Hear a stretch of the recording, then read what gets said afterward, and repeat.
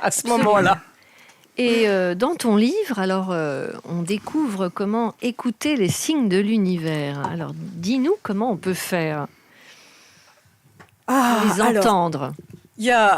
je vais rendre ces lettres de noblesse à notre ami Jean-Claude Van Damme. La première des choses à faire pour entendre les signes de l'univers, c'est d'être aware. Vous vous souvenez? Oui, on se Jean-Claude souvient, Van tout à Damme, fait. il avait dit moi j'ai le succès parce que je suis aware, et tout le monde s'était moqué de lui.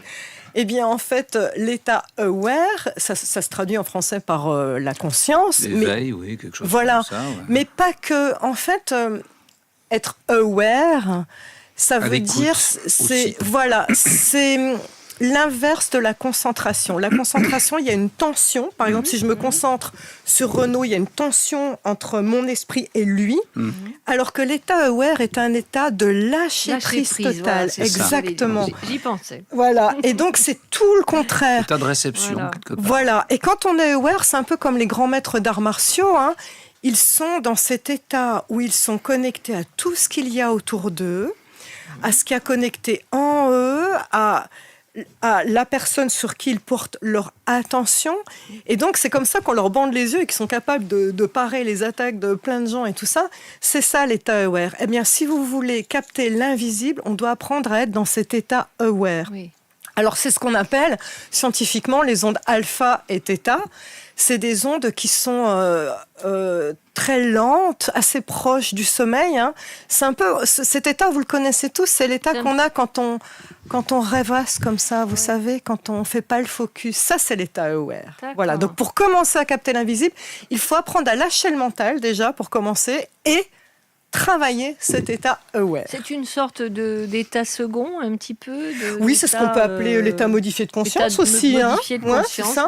voilà. Ouais. Ouais. Je pense que ça se rapproche de ce que les hypnothérapeutes, l'état qu'ils induisent dans leurs patients. C'est on n'est pas endormi, on est quand même conscient de ce qui se passe dans un état modifié de conscience. Et en tout cas, quand je guérissais, je guéris toujours, mais juste ma famille d'âme, on va dire. Mais c'est assez impressionnant parce qu'on discute avec les gens et puis instinctivement, à la seconde, on se connecte à la personne et le corps switch dans cet état aware, en fait, sans qu'on le veuille. Hein. C'est ça qui est bizarre. C'est une sorte de fréquence radio, c'est une énergie qui se déploie d'un seul coup.